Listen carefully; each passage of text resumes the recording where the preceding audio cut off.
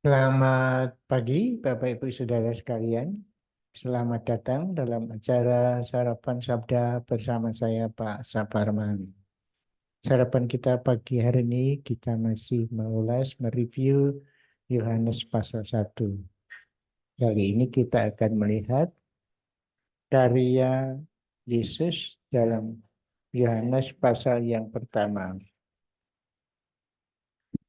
Jadi dalam pasal 1 itu banyak sekali yang dijelaskan oleh Yohanes apa karya Yesus itu. Ya tentu saja pertama yang disebut namanya itu firman, kemarin sudah kita renungkan. Yang pertama itu ini, segala sesuatu dijadikan oleh dia dan tanpa dia tidak ada suatu pun yang telah jadi dari segala yang telah dijadikan. Jadi Yesus kreator atau Yesus itu juga ambil bagian di dalam penciptaan dunia ini. Jadi Yesus juga Allah pencipta. Kemudian itu tadi ayat 2 ya. Kemudian ayat berikutnya itu di dalam dia ada hidup dan hidup itu adalah terang manusia. Jadi menerangi katanya. Terang itu bercahaya di dalam kegelapan dan kegelapan tidak mengenalnya, tidak menguasainya. Maaf. Jadi pencipta menerangi manusia, terangnya itu begitu luar biasa sehingga kegelapan tidak bisa menguasainya. Kemudian berikutnya,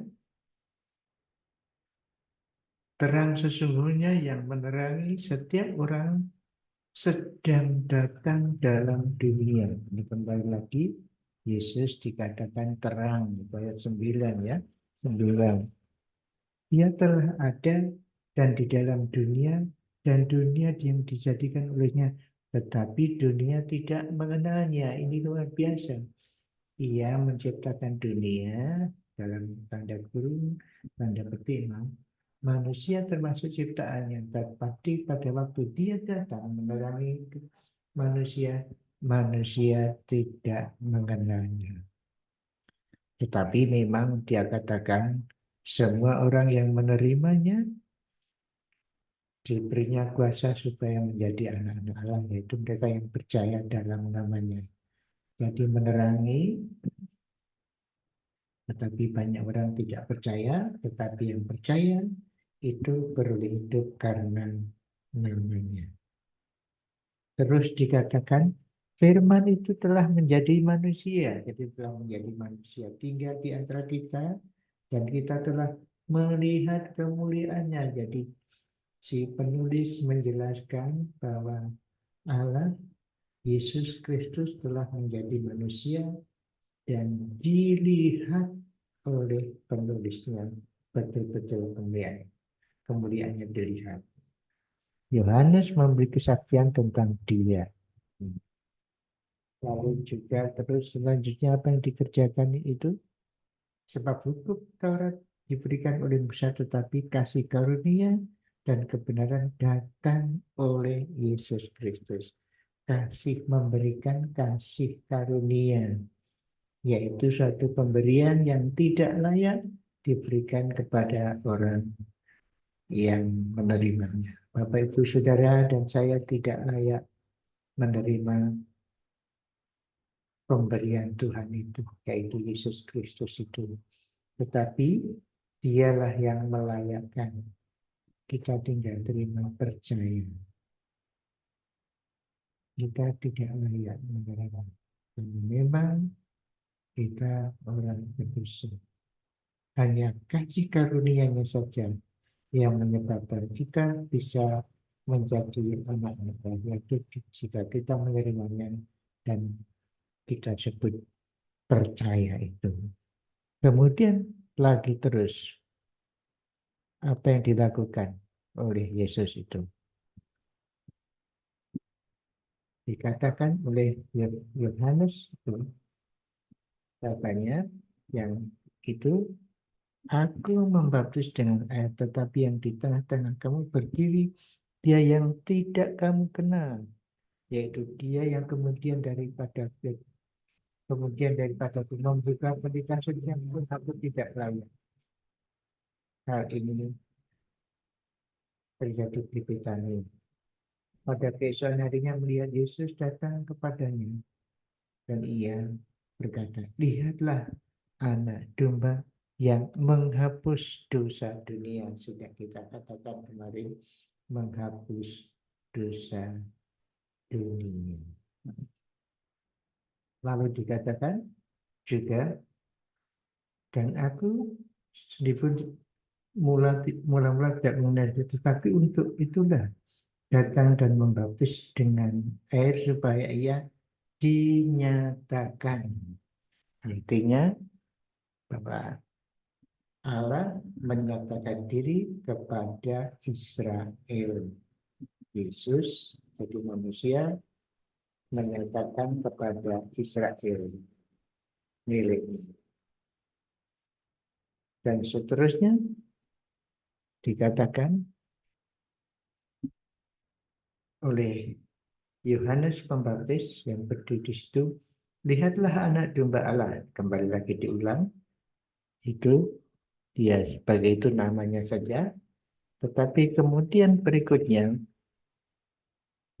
marilah dan kamu akan melihatnya. Mereka datang dan melihat di mana ia tinggal, dan hari itu mereka bersama-sama dengan dia. Waktu itu kira-kira pukul 4. Oh, ini pertemuan murid Yesus, yang murid Yohanes dengan Yesus. Tetapi kemudian ingin yang saya katakan itu ayat yang 33.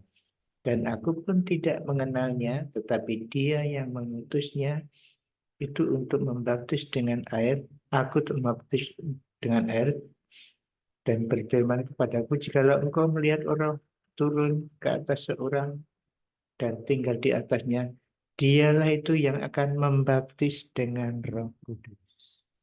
Jadi ini karya Yesus itu juga membaptis Roh Kudus.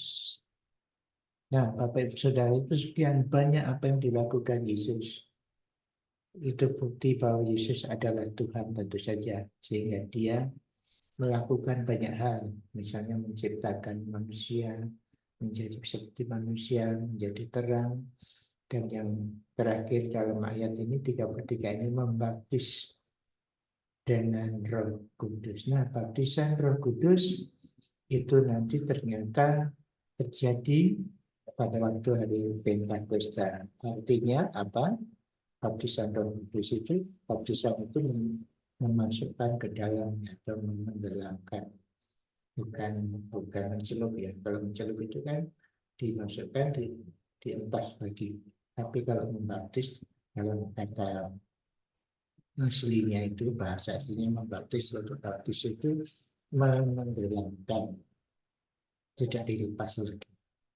Jadi ini orang yang percaya kepada Tuhan Yesus itu dibaptis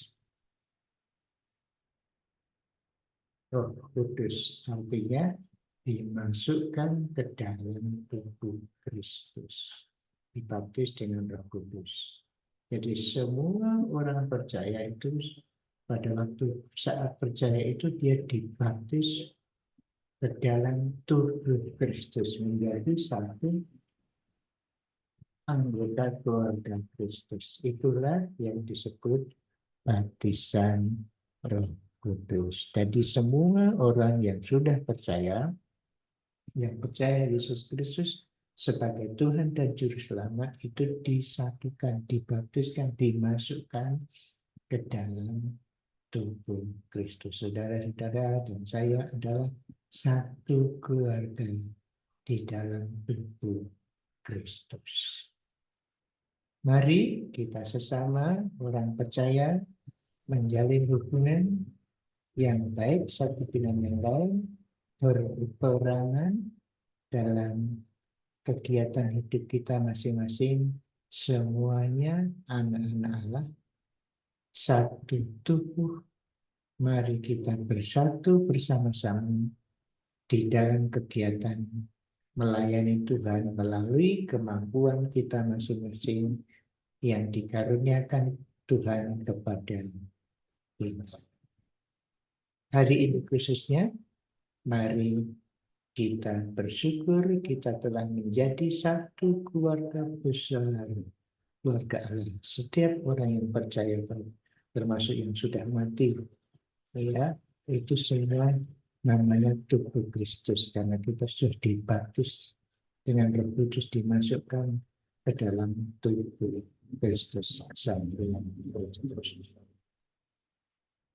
Mari kita berdoa. Tuhan, terima kasih. Kami yang percaya kepadamu sebagai Tuhan dan Juru Selamat adalah satu tubuh.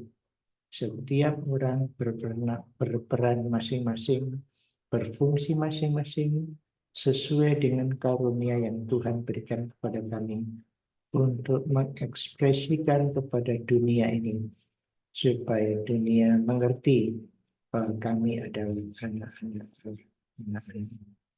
Terima kasih Tuhan, hari ini biarlah kami bisa berkarya menunjukkan kepada dunia sekitar kami, dimanapun kami berada, bahwa kami adalah anak. Terima kasih dalam nama Tuhan Yesus. Amin. Selamat berkarya Bapak Ibu Saudara sekalian.